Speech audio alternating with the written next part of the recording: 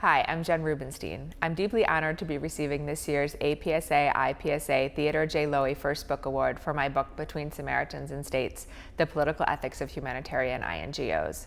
I regret that I can't be there to accept the award in person. I'm especially sorry to miss the chance to visit the city of Poznan, which, according to my Google searches, looks absolutely beautiful. Theodore J. Lowi is a giant in the field of political science. A past president of both the American Political Science Association and the International Political Science Association, he has published path-breaking work that brings together theory and empirics and crosses subdisciplinary lines, especially among political theory, American politics, and public policy. I think it's wonderful that the IPSA and the APSA are jointly offering a First Book Award. As a political theorist committed to theory's integration into the discipline, I'm especially glad that the award is open to all subfields, and I can't think of a more apt person for it to honor than Professor Lowi. Between Samaritans and States focuses on international non-governmental humanitarian organizations such as Oxfam Care and Doctors Without Borders.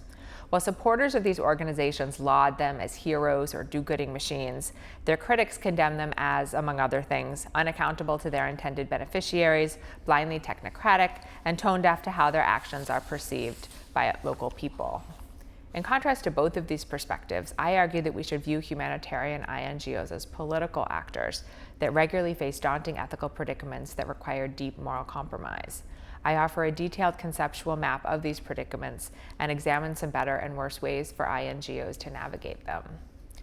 The predicaments that I examine are the problem of spattered hands, which pertains to what INGOs should do when their well-intentioned actions, such as providing food in refugee camps, are redeployed by other actors for unjust purposes.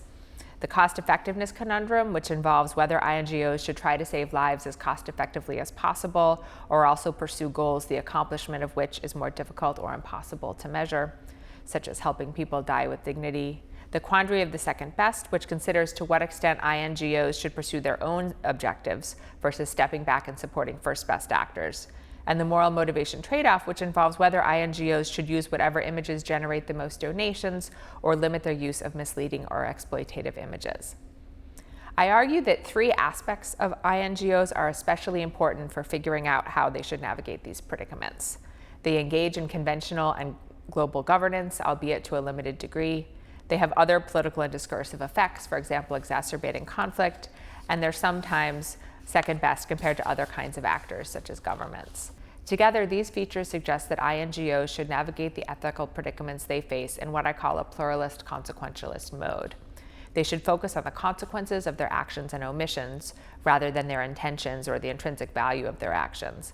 But they should not limit themselves to consequences that can be easily measured or commensurated. I conclude by discussing the implications of my argument for individual donors to humanitarian INGOs. I argue that if these INGOs are not do-gooding machines, but rather political actors that engage in governance, then donating to them is not analogous to putting money into a do-gooding machine, but is more like donating to a candidate for elected office. My sincere thanks to the IPSA, the APSA, and the Search Committee for this award. I hope you all had a wonderful conference.